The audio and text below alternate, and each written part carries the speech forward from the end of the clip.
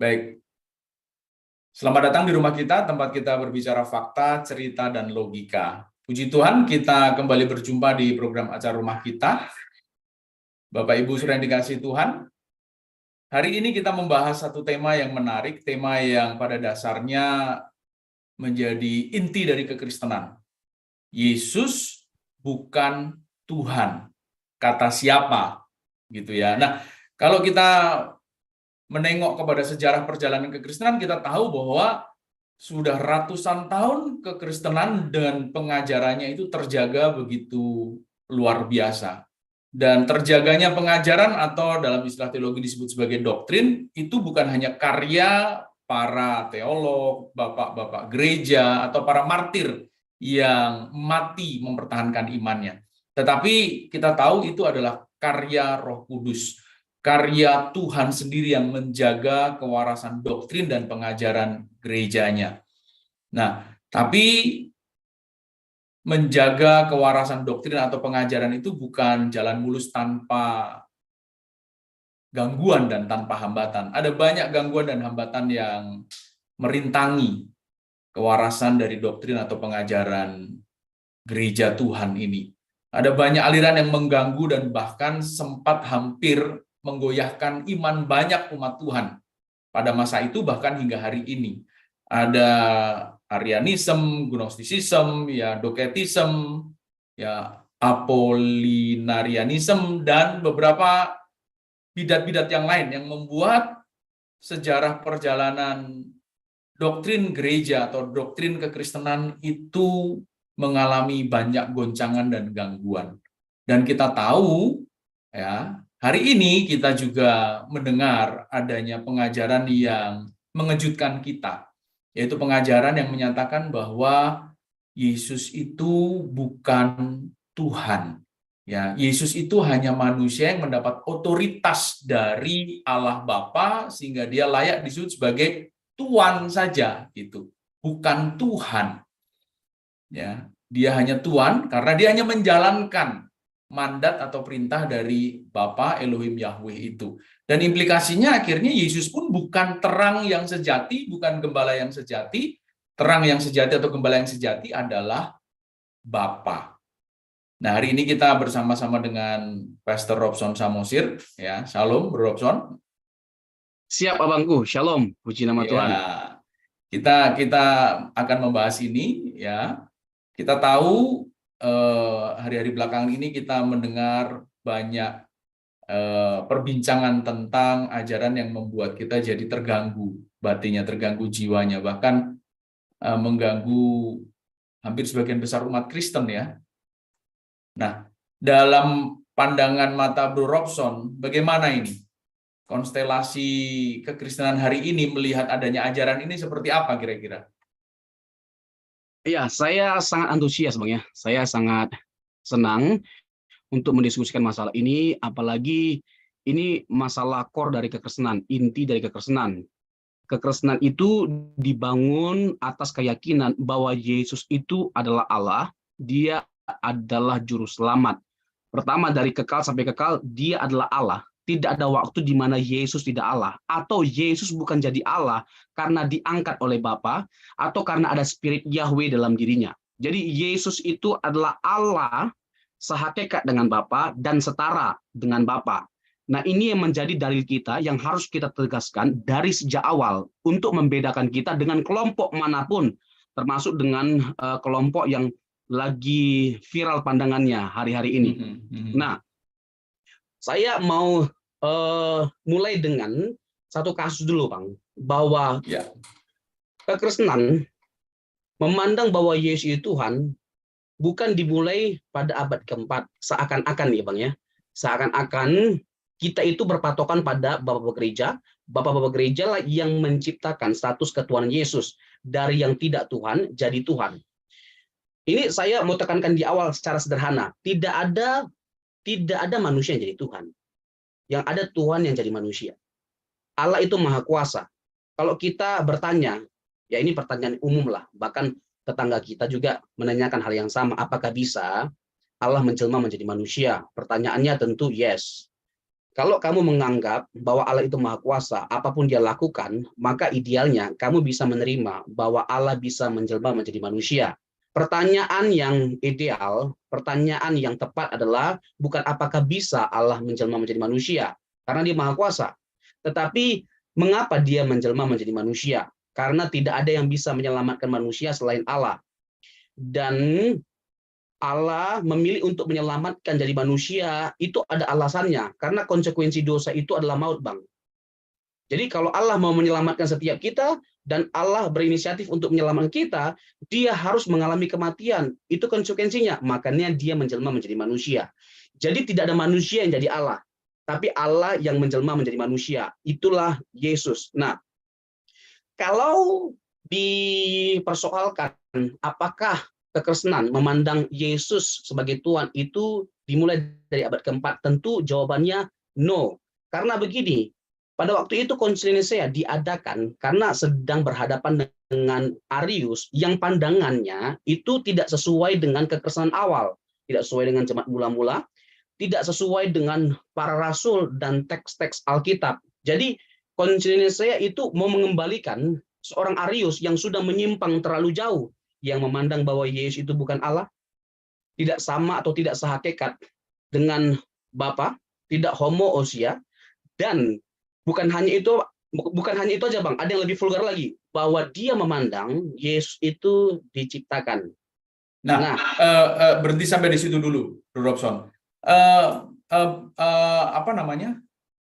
Pemahaman nih yang mengcounter itu adalah bahwa itu merupakan kesalahan penafsiran ketika memahami dan memaknai setiap teks di dalam Alkitab. Ya, bukan karena apa namanya disepakati dia menjadi Tuhan saja, tetapi ketika memahaminya itu memang salah karena tafsirannya sebenarnya bukan itu, gitu. Bahwa banyak teks yang merujuk ke situ bahwa Yohanes apa namanya menegaskan bahwa Yesus tidak melakukan karena keinginannya sendiri, tetapi karena dia melakukan keinginan Bapa. Artinya dia sebenarnya tidak memiliki keinginan sama sekali, hanya keinginan Bapa yang ada di dalam dirinya. Gitu. Nah, itu tafsiran yang menurut apa namanya hamba Tuhan ini bahwa menegaskan adanya kesalahan di dalam penafsiran. Jelas sekali bahwa hanya otoritas Bapa yang ada di dalam diri Yesus. Yesus tidak memiliki otoritas sama sekali jika tidak ada otoritas Bapa itu. Barulah kemudian di konsili itu ditegaskan karena memang sudah terlanjur salah dalam penafsirannya, lalu kemudian sudah apa namanya menggejala kepada setiap komunitas Kristen, lalu ditegaskanlah di konsili Nicea, iya ini memang Tuhan, begitu. Ya, jadi gini, setiap orang berhak untuk menafsirkan, Bang. Setiap orang berhak untuk memiliki penafsiran. Tetapi kalau keyakinan kita bahwa Yesus itu adalah Allah dan juru selamat sejati dari kekal sampai kekal dia adalah Allah, itu bukan hanya didukung oleh teks-teks, tapi praktek jemaat mula-mula dan para rasul yang memandang dan menyembah Yesus sebagai Allah. Itu dia, Bang. Yeah. Nah, ya silakan nanti silakan dipertimbangkan mana yang lebih kuat argumentasinya.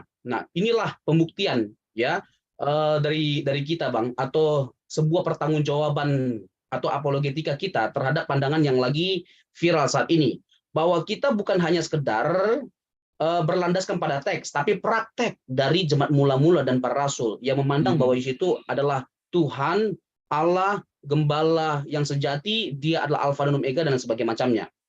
Nah, tadi kan saya tegaskan bahwa Bapak-bapak gereja itu bukan merumuskan identitas Yesus, status Yesus, bukan mempertuhankan Yesus dalam tanda petik ini ya, dari manusia jadi Tuhan. Seakan-akan dia tidak jadi Tuhan tanpa konsili Nicea, tanpa Bapak-bapak gereja. Nah, kalau kita merujuk kepada Alkitab, misalnya pergumulan jemaat mula-mula, Bang, ya, kita tahu pada waktu itu Nero yang berkuasa. Nero membenci Yesus dan ingin membantai semua pengikut Yesus. Lalu dia bakar kota Roma, lalu dia tuding jemaat mula-mula sebagai pelakunya supaya ada alasan dia untuk membantai para pengikut Yesus yang dengan setia melayani Yesus, yang dengan setia menyembah Yesus sebagai Tuhan. Ingat, tertumpah darah dari para pengikut Yesus karena kesetiaan mereka, karena iman mereka, ketaatan mereka, ketundukan mereka terhadap Yesus yang adalah Tuhan dan Juru Selamat. Jadi jangan main-main, jangan berpikir bahwa Yesus itu jadi Tuhan baru disahkan abad keempat, atau dia diangkat jadi Tuhan. Jangan main-main, ini konyol. Ini bertabrakan dengan praktik dari jemaat mula-mula, teks-teks Alkitab, dan keyakinan dari para rasul. Bahkan bukan hanya berhenti pada jemaat Roma pada waktu itu yang telah memandang dan menyembah Yesus. Kita bisa lihat kok di surat Filipi misalnya Bang. Filipi 2 itu himne ayat 6-8. Itu himne yang disadur oleh Rasul Paulus atas sebuah tradisi yang sudah berkembang di jemaat mula-mula pada waktu itu karena menyembah Yesus dengan lagu itu yang dituliskan oleh Paulus dalam Filipi 2 ayat 6-8. Jadi jemaat mula-mula itu sudah meyakini dan menyembah Yesus sebagaimana mereka ketika menyembah Yesus dengan menyanyikan lagu untuk Allah, hal yang sama dilakukan terhadap Yesus. Misalnya di zaman Trajanus, ya, bukan Trajana, Trajanus. Kaisar Trajanus, ya kan, oleh Plinius Muda, Pliny the Younger, itu mengakui kebenaran bahwa orang-orang Kristen itu mengalami aniaya yang begitu kejam. Mereka sangat teraniaya, mereka sangat menderita karena iman mereka yang percaya bahwa Yesus itu adalah Tuhan, bahwa Yesus itu adalah Allah. Dari sejak kekristenan awal, keyakinan ini sudah ada, bukan baru ada abad ketiga, abad keempat, dari sejak awal.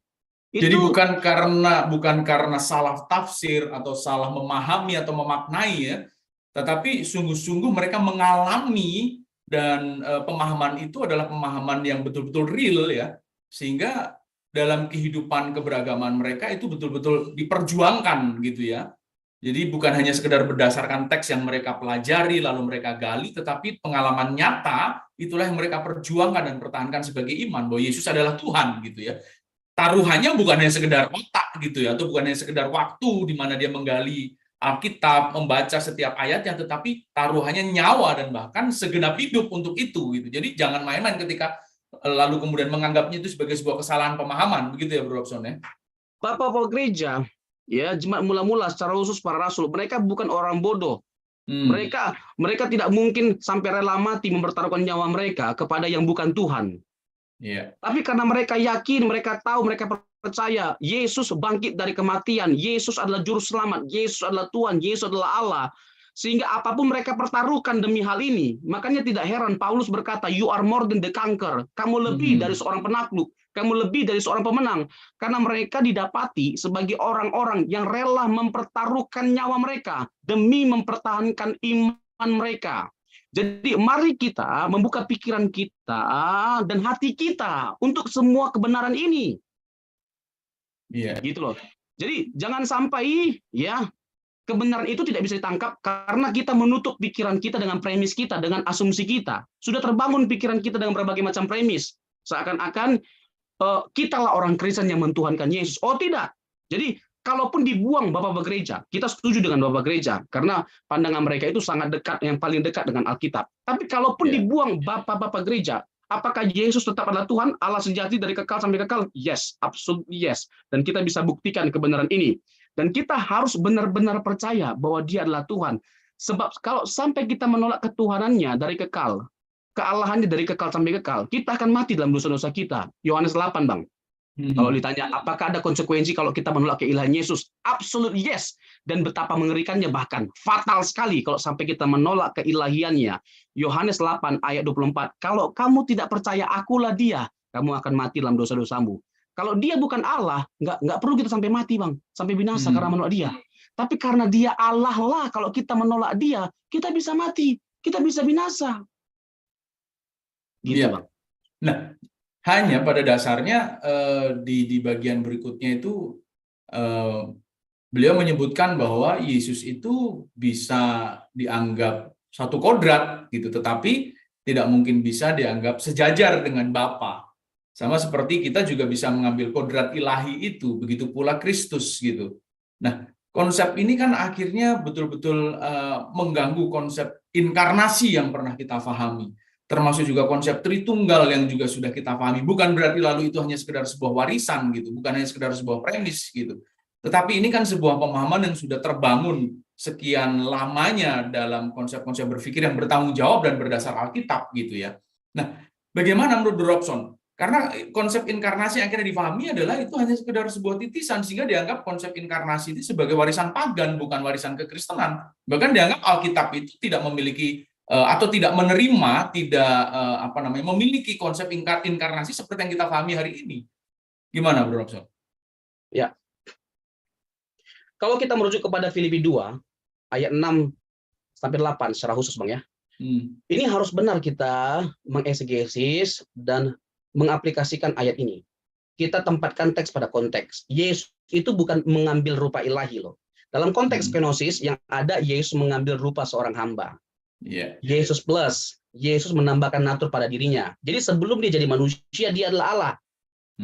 Jadi dia bukan manusia yang diperalah atau diangkat jadi Allah, tapi dia adalah Allah terlebih dahulu sebelum dia menjelma menjadi manusia. Dan apa yang membuat kita berkesimpulan bahwa dia tetap Allah sekalipun dia menjelma menjadi manusia, dia tidak pernah berhenti jadi Allah? Ibrani 13 ayat 8. Yesus Kristus tetap sama, baik kemarin, sekarang, maupun sampai selama-lamanya. Itu pertama-tama terkait dengan apa? Keilahiannya, kealahannya tidak pernah berubah. Yang namanya Allah itu tidak pernah berhenti jadi Allah. Kalau dipersoalkan masalah inkarnasi Yesus, misalnya nih ya, dianggap pertama, Yohanes 1 ayat 1 sampai 14 secara khususnya. Pertama, atau saya mulai dengan hal ini dulu, Bang. Terkait dengan siapa Yesus di mata para murid. Secara khusus dalam keempat Injil, Injil Sinoptik dan Injil Yohanes. Yang pertama, Matius menggambarkan Yesus sebagai apa? Ini berbeda-beda loh pandangannya, Bang. Mereka berempat, keempat penulis ini atau Injil ini memandang atau menggambarkan Yesus dengan cara yang berbeda-beda, tapi bukan saling bertentangan, tapi saling melengkapi satu sama yang lain. Matius menggambarkan Yesus sebagai siapa? Sebagai raja. Makanya ketika dituliskan silsilahnya, ditegaskan bahwa dia adalah anak Daud. Kalau dia adalah raja, harus jelas keturunannya, dan dia adalah anak Daud. Lalu Markus itu tidak ada silsilah. Kenapa? Karena Markus nggak ada silsilah Yesus. Karena Markus menggambarkan Yesus sebagai hamba. Yang namanya hamba nggak perlu kita cari tahu silsilahnya, background-nya atau latar belakangnya. Lalu Lukas menggambarkan Yesus sebagai siapa? Manusia. Kalau dia benar adalah manusia, harus jelas keturunannya. Dia adalah anak Adam. Ditekankan oleh Lukas bahwa dia adalah anak Adam. Nah, kalau untuk Yohanes, dia menggambarkan Yesus sebagai Allah. Sehingga tidak ada silsilah di sana. Yang namanya Allah itu nggak ada silsilahnya. Nah, ketika Yohanes menggambarkan Yesus sebagai Allah, nah pertama-tama Yohanes hendak menegaskan Yesus sebelum dia menjelma menjadi manusia, bahwa dia adalah Allah. Para pakar sepakat bahwa Injil Yohanes itu kristologi, sifat tulisannya. Jadi Kristus yang tinggi. Karena memperkenalkan Yesus itu dari atas, pada mulanya adalah firman. Firman itu bersama-sama dengan Allah, dan firman itu adalah Allah.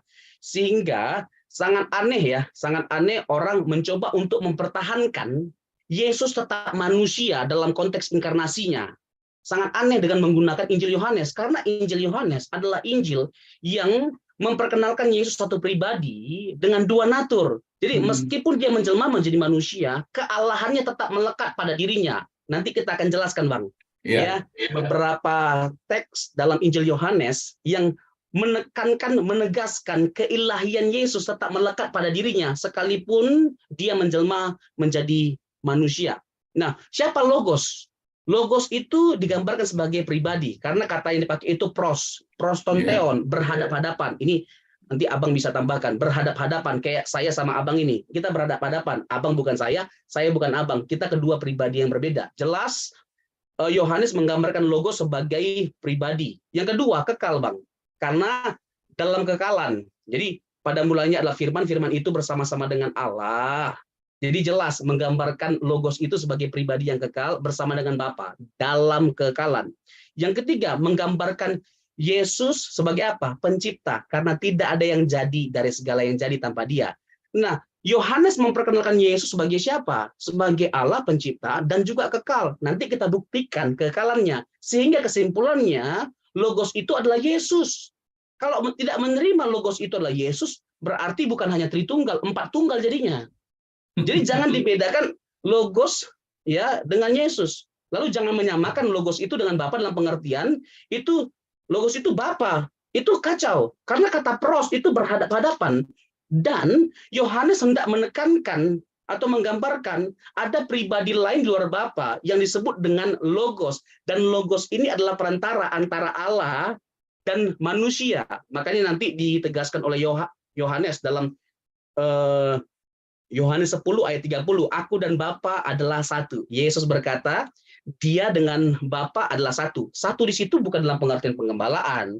Satu di situ bukan dalam pengertian visi atau tujuan, tapi hakikat, Bang. Kok ke situ sih larinya ke hakikat konteksnya? Biarkan konteks yang berbicara.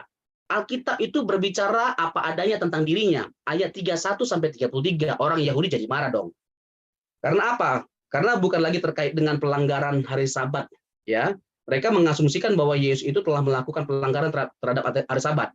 Tetapi bukan lagi dalam konteks itu mereka marah. Tapi sekalipun dia manusia, tapi dia menyamakan diri dengan Allah. Jadi dalam konteks pemikiran orang Yahudi, dengan Yesus berkata, aku dan Bapa adalah satu, dia hendak menyamakan dirinya dengan Allah. Satu di situ dalam pengertian apa? Hakikat. Jadi biarkan teks dan konteks itu berbicara dengan sendirinya. Narasi itu sudah sangat jelas. Gitu loh. Jangan jadi kacau. Nah, termasuk juga konsep Tritunggal yang dianggap sebagai sebuah warisan premis saja gitu ya, bukan sesuatu yang memang datang dari kebenaran Alkitab gitu ya. Bahwa Allah itu ya hanya Bapa, satu-satunya Allah adalah Elohim Yahweh itu, sementara Roh Kudus adalah hanya rohnya Bapa saja begitu. Nah, betapa konsep Tritunggal itu tidak dianggap sebagai sesuatu yang mewakili kebenaran Alkitab. Gimana, Bro Robson? Sebelum ke situ, Bang ya. Tadi ada yang lupa untuk saya jelaskan terkait dengan Yesus berinkarnasi. Itu dianggap tidak masuk akal karena mistik. Allah menjelma menjadi manusia itu mistik. Saya mulai dengan kalimat ini, Bang. Gampang sekali mematahkan pandangan ini. Gampang sekali. Yang penting adalah membuka hati dan pikiran. Itu yang pertama. Yang kedua, mari gali ya Alkitab dan lihatlah semua pandangan yang ada.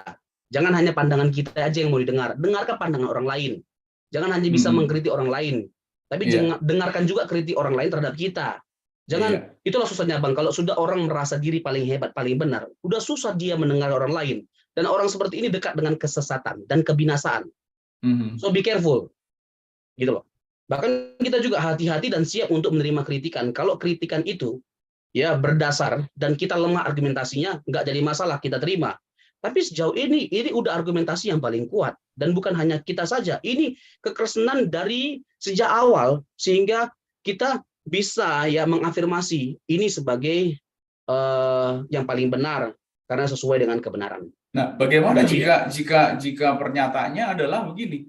Saya mengkonfirmasi ini dari Tuhan. Dan dari teks Alkitab. Gimana itu? Oh, gampang, Bang. Itu nanti saya jawab. Saya jawab dulu dengan simpel yang tadi itu, Bang. Yang mistis tadi.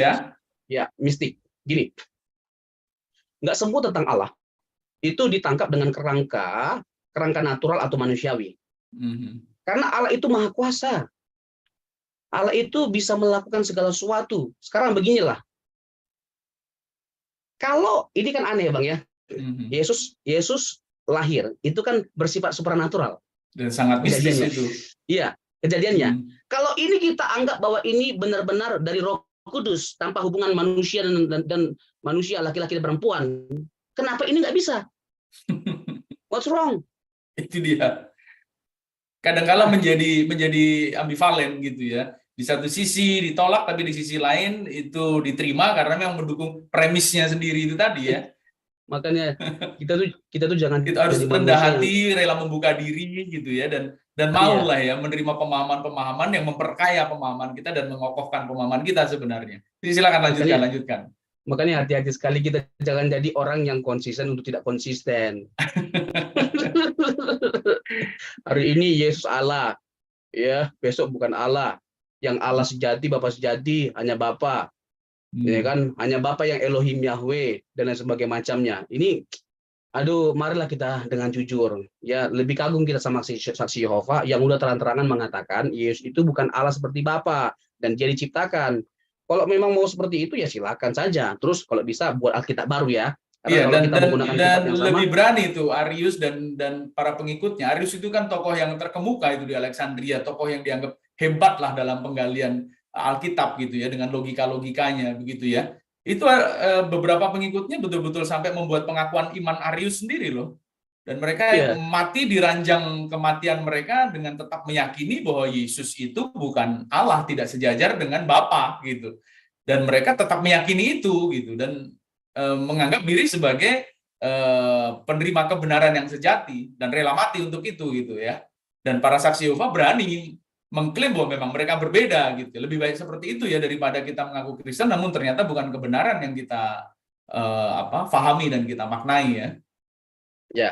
Dan perlu digarisbawahi bahwa kita itu bukan Kristen lagi kalau sampai kita tidak mengakui kebenaran bahwa Yesus itu adalah Allah dan Alkitab adalah firman Allah. Sehingga Iya. sebenarnya dalam konteks ini kita tidak mengakui saksi Yehova sebagai Kristen. Ya, terlepas ada pengakuan dari pemerintah atau siapapun, bagi kita mereka bukan lagi Kristen karena kekristenan dibangun atas dasar keyakinan itu. Firm. Kekristenan itu punya kebenaran yang mutlak dan absolut, yaitu Yesus adalah Allah, Alkitab adalah firman Allah. Itu nggak bisa diganggu-gugat.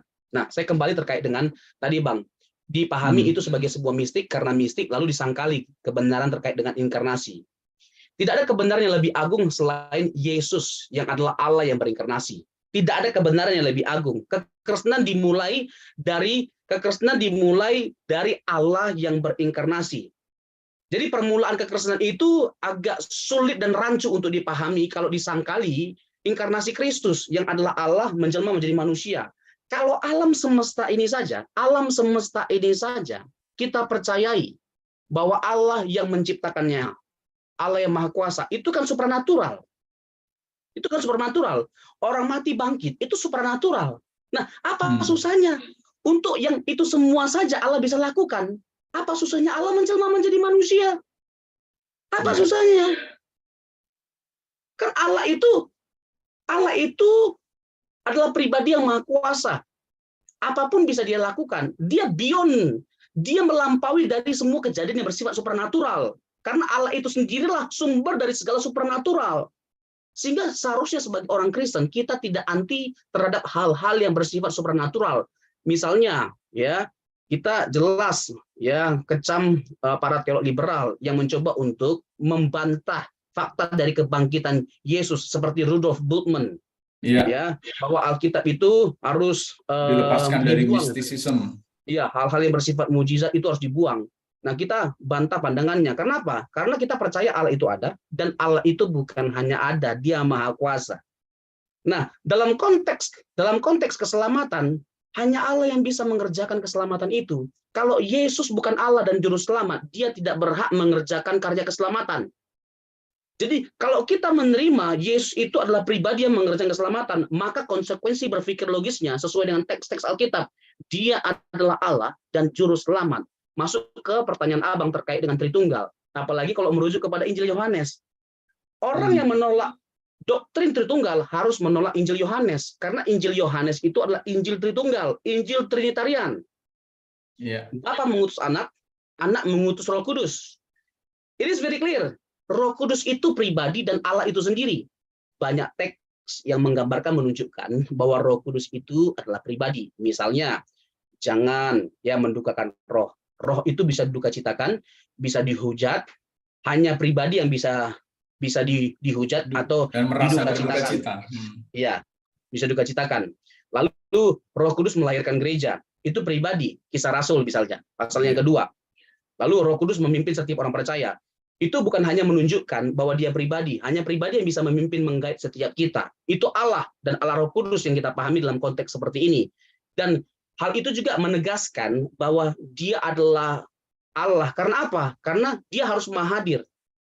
Dia yang maha hadir itu adalah Allah. Nah, Roh Kudus itu berdiam dalam diri setiap orang dalam waktu bersamaan. Itu menunjukkan kemahadiran Roh Kudus. Dia adalah pribadi dan dia adalah Allah.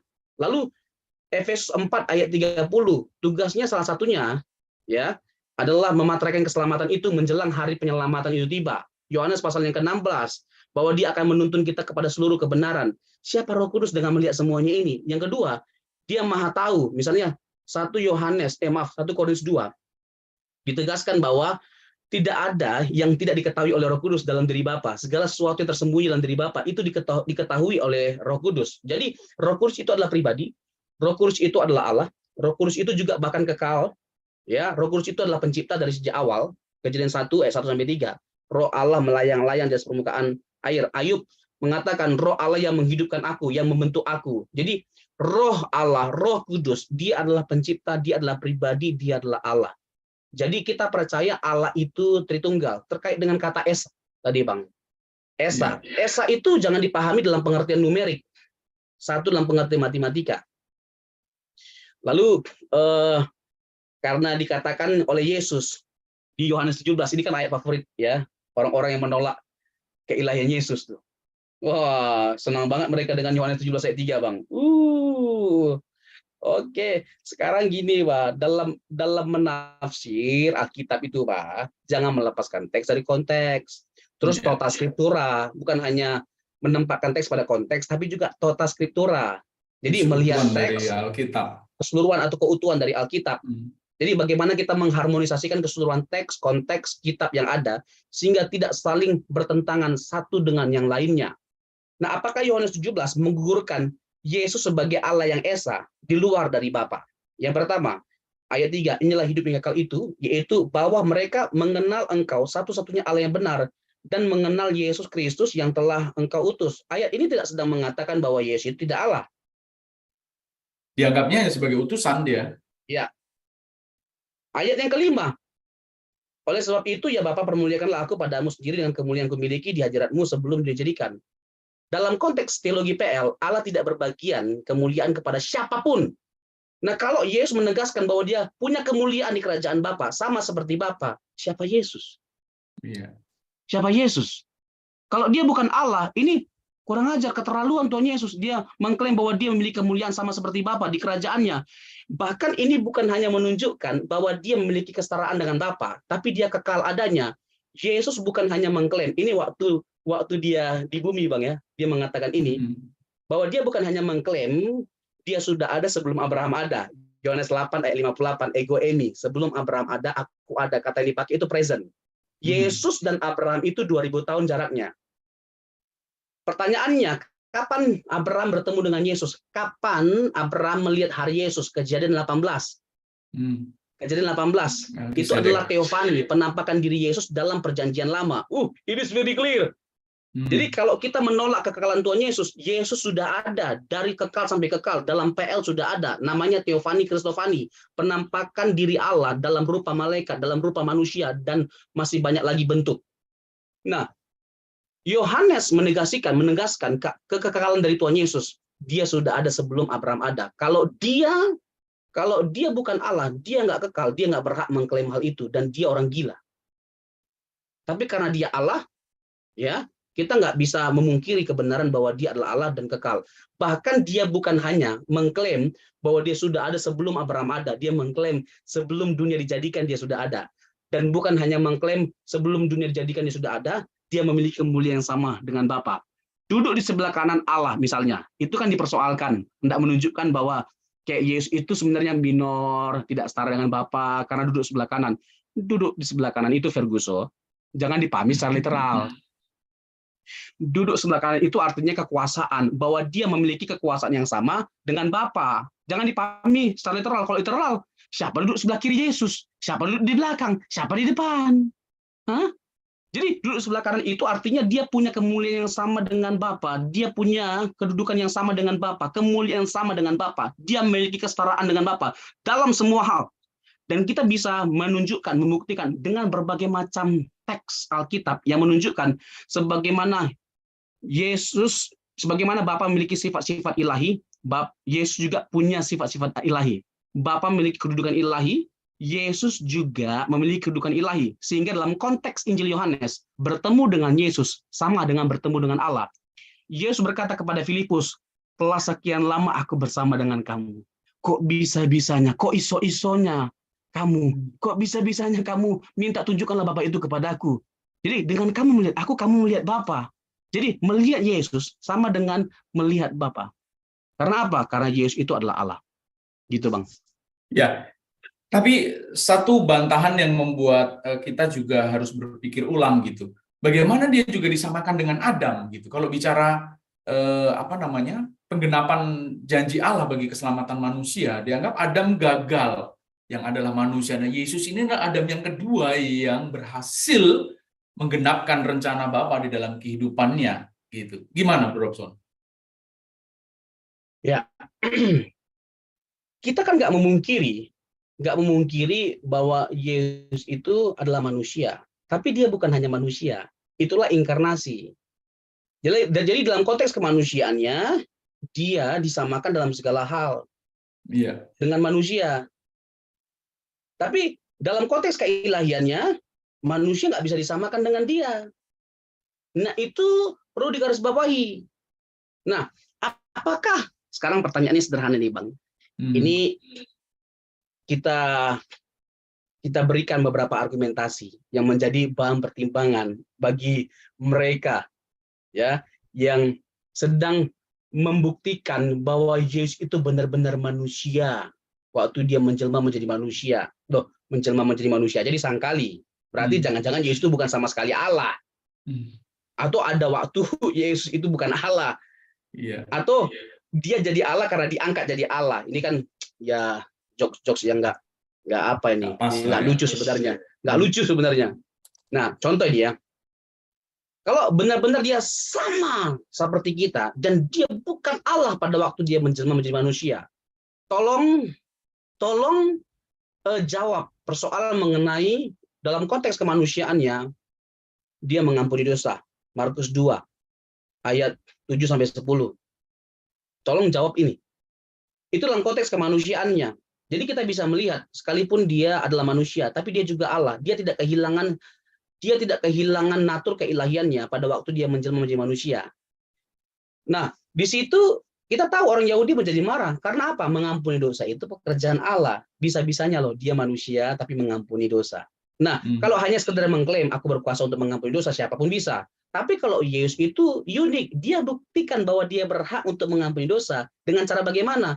Dia menyembuhkan orang yang lumpuh itu. Kejadian orang lumpuh sembuh, ya orang lumpuh yang mengalami mujizat adalah bukti yang memverifikasi bahwa Tuhan Yesus itu berhak untuk mengampuni dosa. Yang kedua, Matius 12, Bang. Matius 12, dia berkata bahwa dia adalah Tuhan atas hari Sabat. Anak manusia itu adalah Tuhan atas hari Sabat. Kalau kita merujuk kepada perjanjian lama, Tuhan atas hari Sabat itu siapa? Yahweh. Nanti kita akan diskusikan ini, Bang, ya kalau cukup waktunya. Tapi kalau bisa ini berseri, Bang. Berseri, Bang. Nah, apakah Yesus itu adalah Yahweh? Kalau kita merujuk kepada perjanjian lama, Tuhan atas hari Sabat itu adalah Yahweh. Nah, bisa-bisanya loh, kalau dia hanya sekedar manusia aja, dia bukan Allah. Dia menyebut dirinya sebagai Yahweh, sebagai Tuhan atas hari Sabat, sorry. Yohanes 17, Bang, kata ego emi itu ada 7 kali, Bang. 7 kali, ego emi, akulah.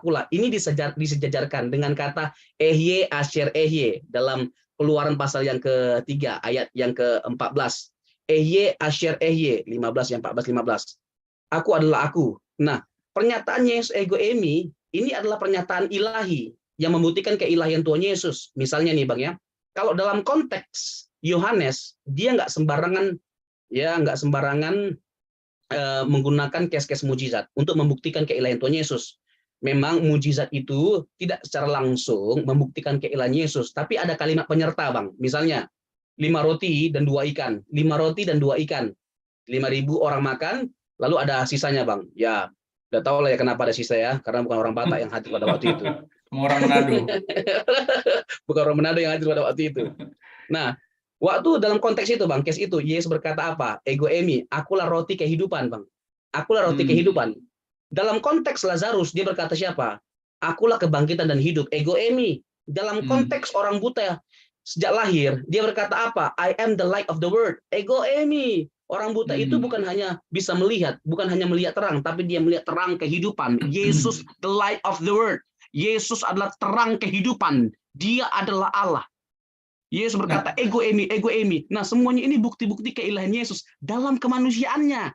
Jadi Berarti ketika penyebutan Adam itu dia sebagai Adam yang kedua itu sebagai simbolisasi sebenarnya, tidak lalu dimengerti secara literal di situ ya. Tidak dimengerti secara paralel bahwa Adam dan Yesus itu sejajar atau sederajat gitu ya. Tentu berbeda di situ ya.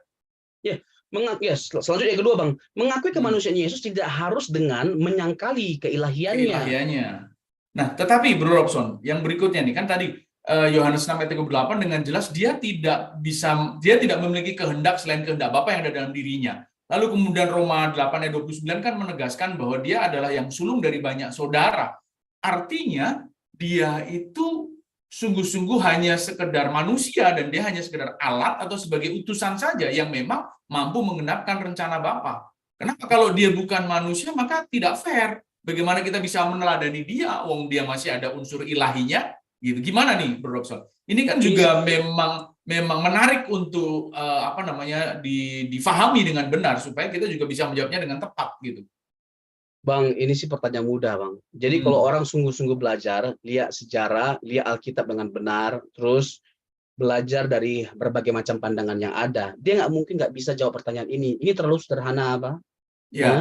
Tapi bagi banyak umat Tuhan mungkin ini sesuatu yang membingungkan, betul. Ya. Bagaimana mungkin dia kalau bukan manusia gitu kita bisa meneladani dia? Nggak fair dong di situ. Ibarat kata kan pernah nih beliau juga memberikan ilustrasi seperti kan nggak fair kalau kita suruh nyebrang gitu ya lautan suruh berenang, tapi ternyata yang ngasih contoh itu ternyata ada tali tambang baja yang bisa dia pegang gitu, unsur keilahiannya gitu. Gimana ini? Itu tolong ingatkan yang terakhir nih, Bang. Itu gampang sekali jawabnya. Saya masukkan dulu yang tadi terkait dengan kehendak itu, Bang. Jadi setelah Athanasius itu dilanjutkan tongkat estafetnya pada bapak-bapak Kapadokia. Ya, trio Kapadokia. Lalu ya mereka menciptakan satu istilah yang sangat membantu kita dalam memahami kesatuan dari Allah Tritunggal, Bang. Yang namanya perikoresis. Perikoresis itu artinya saling mendiami. Saling mendiami, dan kita tahu bahwa Allah Tritunggal itu Allah Tritunggal itu mereka terikat dalam kesempurnaan dalam segala hal, dalam hal karyanya, dalam hal persekutuannya, dalam hal pekerjaan, dalam hal kehendak, mereka itu harmonis. Sehingga kalau dikatakan bahwa Yesus jadi lebih rendah dengan Bapa dalam kekalan, bahwa dia tidak setara dengan Bapa karena dia punya kehendak itu berasal dari Bapa, itu justru meneguhkan ketritunggalan Allah yang adalah setara. Karena kalau menurut ilmu perikoresis, memang Allah itu selalu harmonis dan sempurna, tidak ada kehendak yang berbeda-beda. Satu dengan yang lainnya itu tidak ada kehendak yang berbeda-beda. Mereka punya kehendak itu satu, will itu satu. Mereka terikat dalam kesempurnaan dan keharmonisan dalam segala hal. Bapa yang mengutus anak, anak yang mengutus Roh Kudus. Tapi kalau dikatakan bahwa Yesus itu jadi lebih rendah karena dia kan berdoa misalnya kepada Bapa. Ya wajarlah, Bambang, karena kan dia sedang dalam keadaan manusia. Dalam keadaan sebagai manusia dia berdoa. Tapi kan Yesus menyebut Bapa itu sebagai Allahnya, Allahmu, Allahku. Loh, Yesus juga disebut sebagai Allah oleh Bapa. Ibrani 1 ayat 8. Kepada anak dia berkata, tahtamu ya Allah, tahtamu ya Allah. Jadi Bapa juga menyebut Yesus itu sebagai Allah. Jadi belajarlah ya, belajar dengan rendah hati juga untuk mendengar orang lain. Nggak mungkin nggak bisa dijawab. Jadi satu kehendak itu dalam pengertian bahwa perikoresis, Allah dalam kekalan adalah Tritunggal adanya. Mereka terikat dalam kasih yang sempurna, dalam persekutuan yang sempurna, dalam keharmonisan yang sempurna. Jadi itulah alasan mengapa Yesus itu punya kehendak dari Bapa atau kehendaknya itu sama dengan Bapa. Mereka tidak punya kehendak yang berbeda-beda. Kalau kehendak berbeda-beda, itu bukan esa namanya, itu bukan Tritunggal, itu triteisme namanya. Bisa ada kehendak yang berbeda-beda, namanya juga Tritunggal. Gimana sih? Atau bahkan menurut pendapat ini memang Tuhan Yesus Yesus tidak memiliki kehendak sama sekali gitu. Sepenuhnya hanya kehendak Bapa gitu. Dia hanya itu tadi menggunakan konsep kenosis, mengosongkannya betul-betul kosong tanpa ada kehendak sama sekali, kehendak Bapa yang ada dalam dirinya gitu. Nggak bisa, itu digugurkan dengan Kejadian 1:26, baiklah kita menciptakan. Jadi dalam kekalan itu Allah itu selalu harmonis dalam segala hal, Bang. Ya, jadi keharmonisan ya, perikoresis itu tidak bisa disangkali gitu. Ketika Yesus mengucapkan itu tidak lalu dimaknai bahwa dia tidak berkehendak sama sekali gitu ya. Justru di situ menyatakan keesaan dari Tritunggal itu, bahwa kehendak Bapa adalah kehendakku dan kehendakku adalah kehendak Bapa, gitu ya. Iya, itu dalam doa Tuhan Yesus di Yohanes pasal 17, Bang ya. Matius 6, doa Bapa kami itu bukan doa Yesus, itu doa yang diajarkan oleh Tuhan Yesus kepada para muridnya, karena para muridnya itu ingin diajar berdoa seperti Yohanes Pembaptis mengajar para muridnya berdoa. Ya. Yohanes 17 itu doa Yesus. Nah, apa harapan Yesus dalam Yohanes 17? Supaya kita itu menjadi satu sama dengan Dia dan Bapa adalah satu, Bang. Ya. Nah, Tritunggal itu dalam kekalahan itu berbeda-beda. Ini salah satu implikasinya kalau kita bahas tentang Tritunggal, Bang. Ya, kita dalam segala hal itu banyak perbedaan, dalam pekerjaan, dalam keluarga, ya, dalam pelayanan atau gereja itu banyak perbedaan. Tapi bukan berarti kita nggak bisa harmonis. Kalau kita bersatu, ya, punya kesatuan sama seperti Tritunggal, semuanya bisa dikerjakan dengan baik bersama-sama.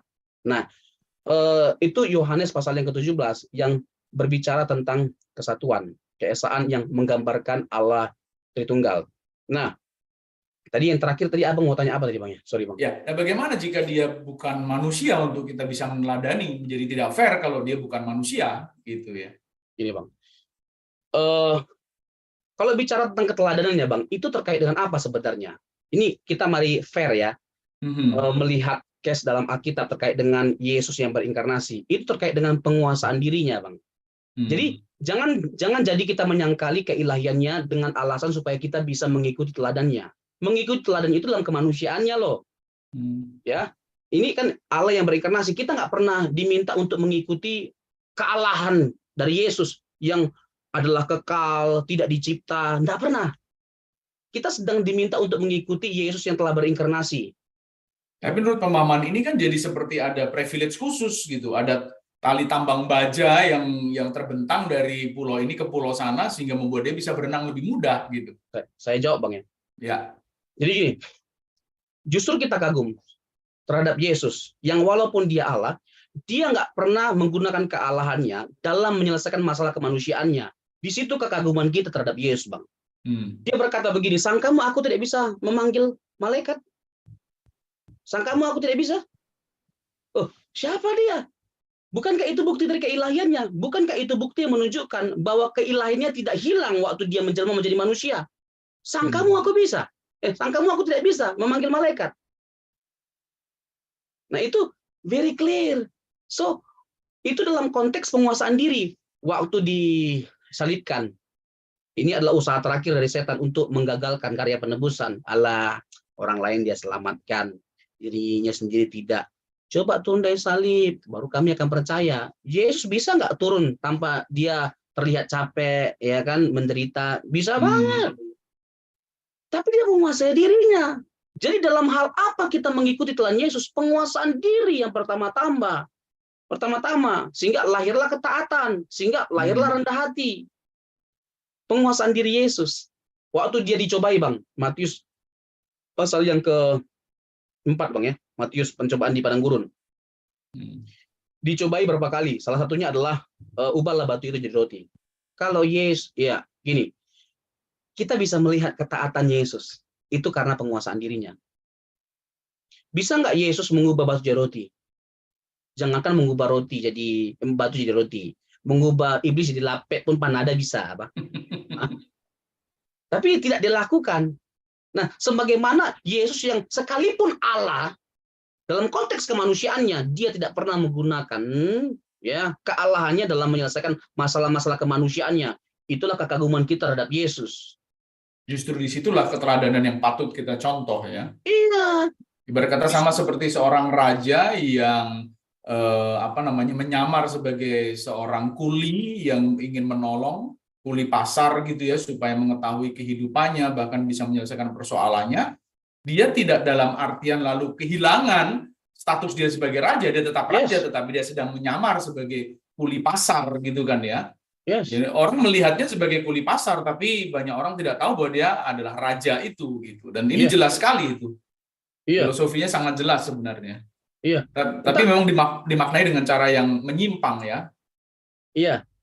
Jadi yang diikuti dari raja itu apa? Usaha dia untuk menyelesaikan masalah-masalah kuli itu tanpa menggunakan hak kerajaannya sebagai seorang raja. Bisa aja dia panggil prajurit. Sini. Bisa aja. Dipanggil malaikat, sini. Tapi nggak dia lakukan.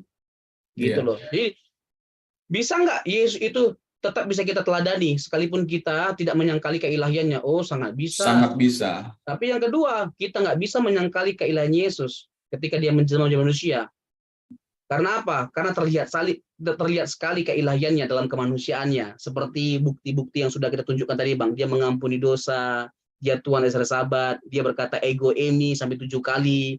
Ya, akulah Iya. kebangkitan hidup, akulah roti kehidupan, akulah pintu, akulah gembala yang baik, dan lain sebagainya macamnya. Dari sejak perjanjian lama sampai perjanjian baru bukan hanya sekedar bertebaran ya, kalau bertebaran kan seolah-olah tidak berkaitan, tetapi setiap fakta tekstual itu saling berkaitan dan saling bersinergi menguatkan satu dengan yang lain ya, yang membuat Ya, tegas bahwa dia adalah Allah yang menjadi manusia gitu, Allah yang berinkarnasi, bukan Allah yang menjelma seperti titisan yang difahami dalam konsep-konsep agama tradisional gitu ya. Ya memang sayangnya ketika menjelaskan inkarnasi, contoh menitis atau titisan itu yang digunakan jauh berbeda kan sebenarnya konsep inkarnasi dengan konsep titisan di agama-agama tradisional. Justru titisan yang dimaksudkan itu sebenarnya konsep reinkarnasi yang memang bukan konsep kekristenan sebenarnya, Bro Robson ya. Tapi nah, konsep itu yang digunakan memang sangat-sangat menyimpang kalau saya bilang. Itu sesuatu yang tidak apple to apple jadinya gitu. Tapi apple to durian gitu atau apple to mangga gitu beda kali gitu kan. iya, iya, iya. Itu yang unik. Nah, baik Bro Robson, perbincangan teologisnya memang sangat menarik gitu. Tapi bagaimana implikasinya jika kita memang mengaku Yesus sebenarnya manusia bukan Tuhan gitu? Ngeri kali nggak itu kira-kira di dalam kehidupan nyata kita? Bagaimana implikasinya buat kita? Yohanes 8 ayat 24, Bang ya. Hmm. Kalau ditanya apakah ada konsekuensi kalau kita menyangkali keilahian Yesus? Hmm. Yohanes 8 ayat 24. Yesus berkata begini, kalau kamu tidak percaya akulah dia, kamu akan mati dalam dosa-dosamu. Hmm. Itu adalah bukti bahwa ada konsekuensi kalau kita Itu menolak dia. keilahian Yesus. Yang pertama itu. Yang kedua itu adalah bukti bahwa dia tidak kehilangan keilahiannya meskipun dia menjelma menjadi manusia. Yang ketiga, bahwa fatal sekali konsekuensi kalau sampai kita menolak keilahiannya. Apa itu? Mati atau binasa. Kalau dia tidak Allah, nggak perlu kita sampai mati atau binasa, Bang. Kalau kita Ya. menolak dia. Tapi karena dia Allah lah, kalau kita menolak dia, kita pasti binasa, kita pasti mati. Justru Apakah clear ada di teks? situ ya. Iya, very clear. Hmm. Nah, apakah ada teks lain ya yang menunjukkan bahwa ada konsekuensi atau implikasi kalau kita menolak keilahian Yesus? Misalnya nih, Bang ya. Ini saya mau tegaskan dulu ya. Yang namanya kesesatan itu nggak bisa diperindah sehingga bisa diterima, Bang. Yang namanya kesesatan itu nggak bisa dipercantik sehingga bisa diterima. Yang namanya sesat tetap adalah sesat dan harus dinyatakan sebagai sebuah kesesatan.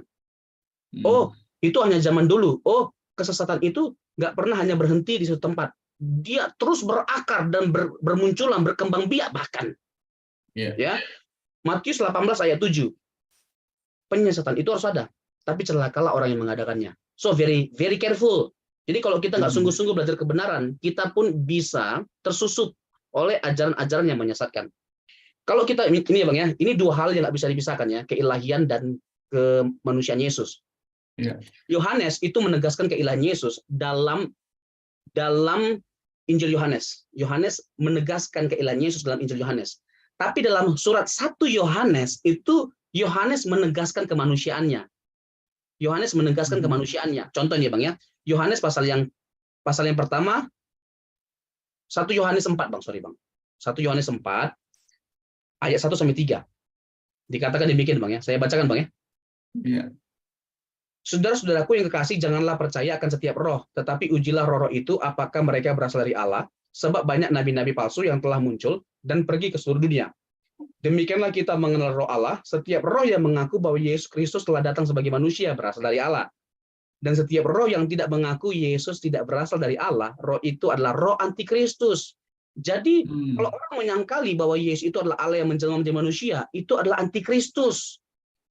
Injil Yohanes ya adalah Injil yang berbicara tentang keilahian Yesus. Tapi 1 Yohanes itu berbicara tentang kemanusiaan Yesus. Jadi Yohanes itu proporsional. Dia menekankan ya dua natur Kristus dalam satu pribadi. Waktu 1 Yohanes itu berkembang biak ajaran gnostik yang tidak percaya Allah menjelma menjadi manusia. Nah, Yohanes bertugas untuk memberikan pertanggungjawaban bahwa Yesus itu adalah Allah yang menjelma menjadi manusia. Nah, kalau kamu tolak Allah itu menjelma menjadi manusia, kamu antikristus. Kamu antikristus. Itu jelas. Nah, saya masuk ke Galatia 1 ayat 6 sampai 10, Bang. Nah, di sana 2 kali Paulus berkata demikian, anatema, anatema, bukan main-main, Bang. Bukan main-main, Bang. Ini dia marah sekali. Anatema, terkutuklah dia. Nah, pertanyaannya, kenapa sampai semarah itu Rasul Paulus kepada jemaat Galatia? Secara khusus orang Yahudi yang jadi Kristen. Yahudi Kristen. Karena mereka menambahkan pada Yesus sesuatu yang lain. Untuk selamat tidak cukup hanya percaya Yesus, harus disunat, melestarikan tradisi Yahudi, lalu melakukan hukum Taurat. Lalu Paulus marah. Kalau untuk keselamatan, kita cukup dengan hanya percaya Yesus. Kalau kamu tidak menerima ini, kamu menganggap sia-sia dan tidak sempurna ya karya penebusan Yesus. Jadi marah Paulus, anatema. Ini bukan bermaksud untuk merendahkan pergumulan Paulus pada waktu itu. Tapi ada kasus yang jauh lebih besar menurut saya daripada apa yang dihadapi oleh Rasul Paulus pada waktu itu. Apa itu? Ada orang yang menolak keilahiannya. Ada orang yang menolak bahwa dia sungguh-sungguh Allah dari kekal sampai kekal. Untuk terkutuklah dia. Apa, Bang? Terkutuklah dia akhirnya, anatema untuk jika. Kasus Paulus, untuk kasus itu aja, dia pakai kata terkutuklah, anatema. Iya. Bagaimana kalau Apalagi untuk kasus menolak keilahian Yesus? Apa yang dia bilang? Mati mau, mati deh kau. Bisa jadi begitu kalimatnya. Iya. Iya. Iya kan, baru untuk kasus hanya sekedar menambahkan pada Yesus sesuatu yang lain loh, Bang. Nggak cukup hanya sekedar percaya Yesus. Kamu harus disunat. Kalau kamu belum sunat, kamu udah selamat loh. Kalau kamu nggak melakukan hukum Taurat, kamu udah selamat. Padahal nggak ada seorang pun yang bisa dengan sempurna melakukan hukum Taurat, sehingga nggak ada orang yang bisa selamat dengan menggantungkan keselamatannya pada hukum Taurat. Hadirlah Yesus supaya apa? Supaya sekalipun kita nggak bisa dengan sempurna melakukan hukum Taurat, kita tetap bisa selamat. Dengan siapa? Dengan bagaimana? Memandang kepada Yesus. Anugerah gitu. Itu ya. Saved by kita grace. dimampukan gitu ya. Efesus 2 ayat 8 dan 9, Bang. Iya. Bukan karena usaha kita sendiri, tapi karena kasih karunia Kristus yang ada di dalam hidup kita gitu ya. Nah, tapi baiklah. Ini sekarang implikasi itu udah secara personal bagi kita. Nah, implikasinya bagi keseluruhan umat Tuhan ini kan mengganggu jiwa dan mengganggu batin banyak umat Tuhan gitu ya. Cukup rumit untuk bisa bukan mendeskripsikan tetapi menegaskan statusnya ada di mana ini gitu. Siapa lalu lembaga yang berhak untuk menegaskan bahwa statusnya ini memang di luar kekristenan gitu, atau kita biarkan saja? Gimana nih, Bro Robson?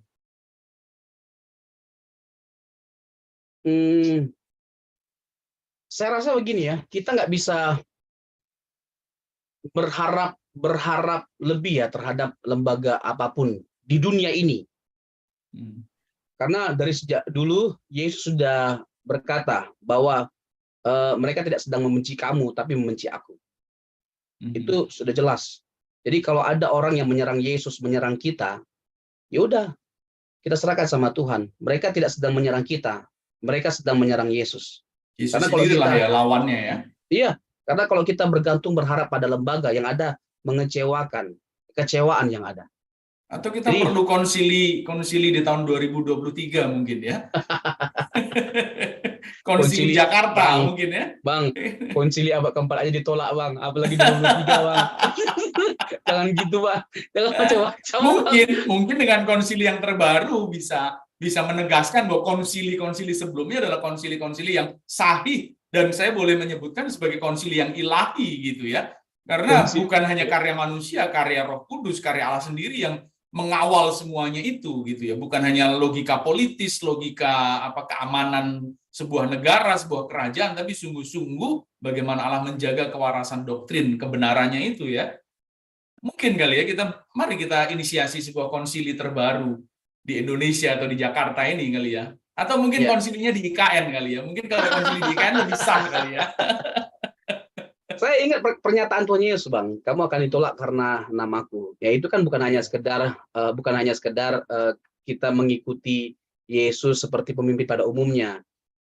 Di situ ada keunikan, mengikuti dia dalam pengertian meyakini dia sebagai Tuhan dan Juru Selamat kita. Kamu akan menderita karena namaku. Jadi keyakinan kita bahwa Yesus itu adalah Juru Selamat dan Tuhan diteguhkan oleh Yesus sendiri. Ya dengan kalimat itu, siapapun kita, ya di zaman apapun kita nggak heran Bang ya melihat ada persekusi terhadap orang Kristen dari sejak kekristenan awal Bang sampai sekarang karena nama Yesus. Tapi beliau menganggapnya beliau yang dibully, beliau yang dipersekusi loh. Sama seperti Arius ketika itu menganggap bahwa mereka lah yang dianiaya, mereka lah yang dipersekusi gitu. Mereka berani mati untuk membela kebenaran yang menurut mereka benar itu loh. Ini sebuah fanatisme baru nih. Saya bingung ya sama orang-orang yang suka membuli lalu playing victim. Nah, itu dia. Iya kan?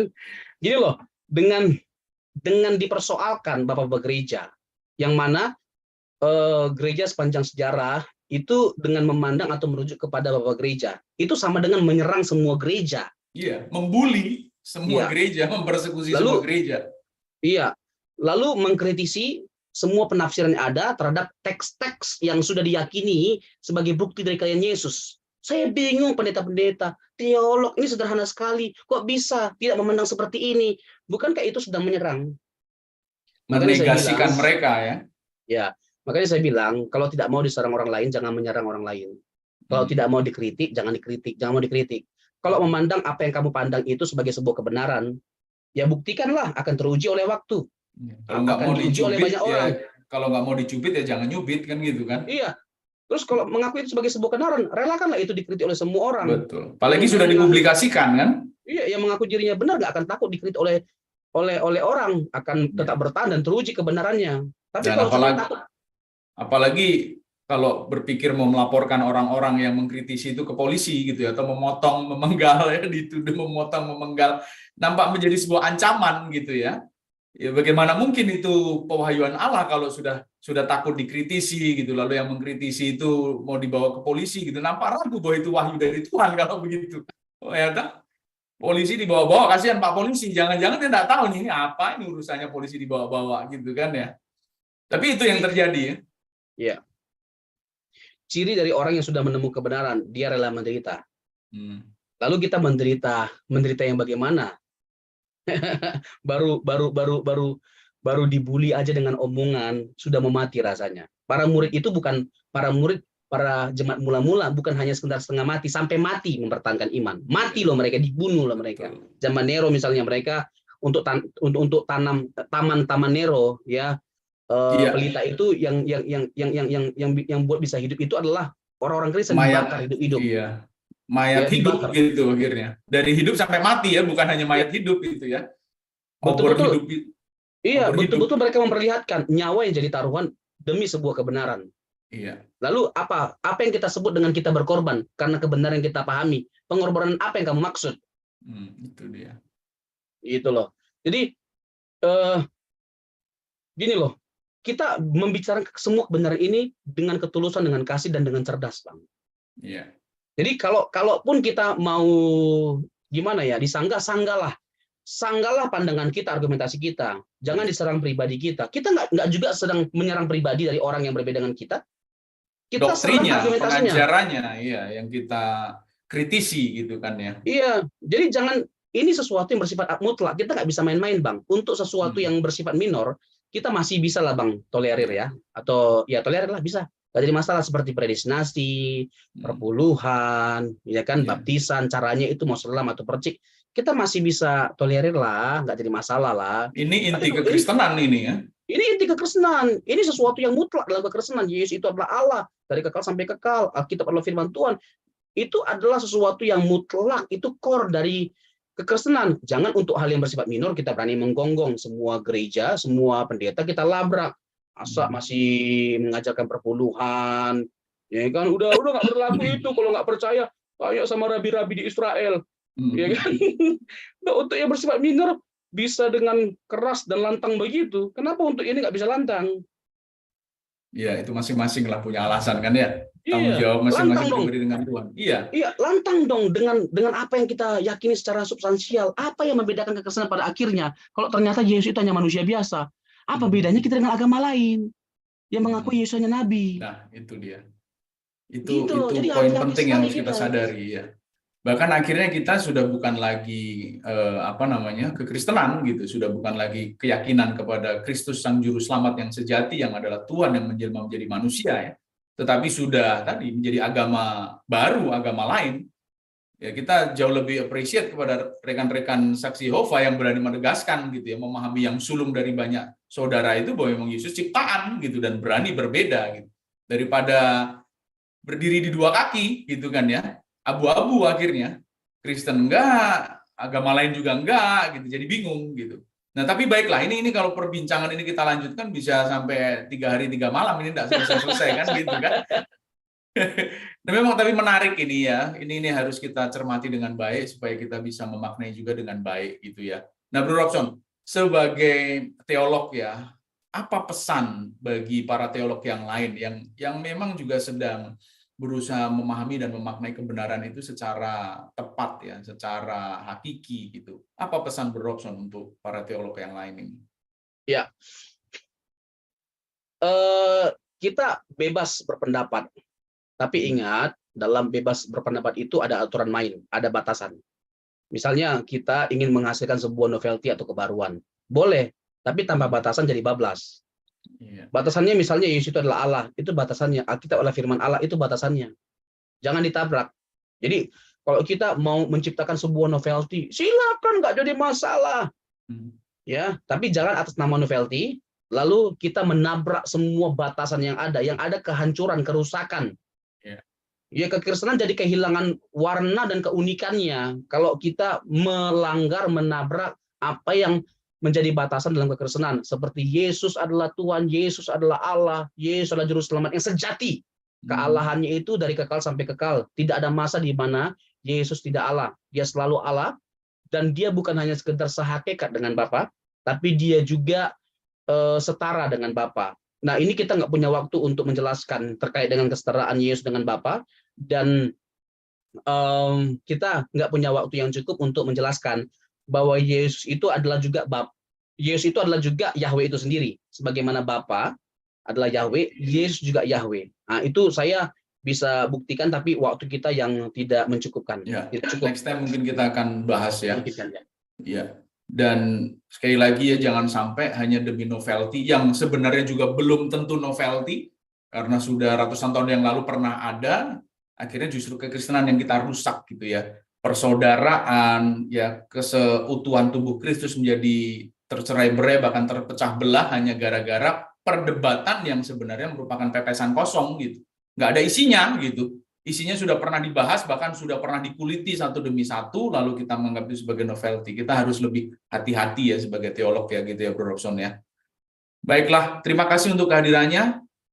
Kita berharap apa yang kita sampaikan memberkati umat Tuhan, walaupun tadi agak sedikit ada gangguan teknis gitu ya, enggak apa-apa, tapi yang jelas pesannya kuat tersampaikan dan motif kita murni demi mencerahkan umat Tuhan. Kita berharap setiap sesi dari program acara rumah kita mencerahkan umat Tuhan. Apalagi momen ini adalah momen ketika kita membahas core atau inti dari kekristenan itu. Baik Bro Robson, terima kasih untuk kehadirannya. Boleh pimpin kita dalam doa mengakhiri pertemuan kita malam hari ini. Tuhan, kami adalah orang yang terbatas dalam menyampaikan segala sesuatu. Tapi biarlah kiranya Roh Kudus-Mu yang menolong kami dalam memahami setiap kebenaran yang kami diskusikan, dan bahkan bukan hanya itu, Tuhan juga yang menolong kami untuk benar-benar menghormati dan memperlakukan Yesus dengan benar. Engkau adalah Tuhan Juru Selamat kami, Engkau adalah Allah dari kekal sampai kekal. Biarlah kiranya rumah kita menjadi program yang selalu senantiasa memberkati setiap orang, jemaat-jemaat Tuhan atau umat Tuhan dimanapun mereka berada. Terima kasih Tuhan, dalam nama Yesus kami bersyukur dan kami berdoa. Amin. Amin. Terima kasih Bro Robson. Terima kasih umat Tuhan sekalian. Selamat berjumpa kembali dalam program acara rumah kita selanjutnya. Tuhan Yesus memberkati.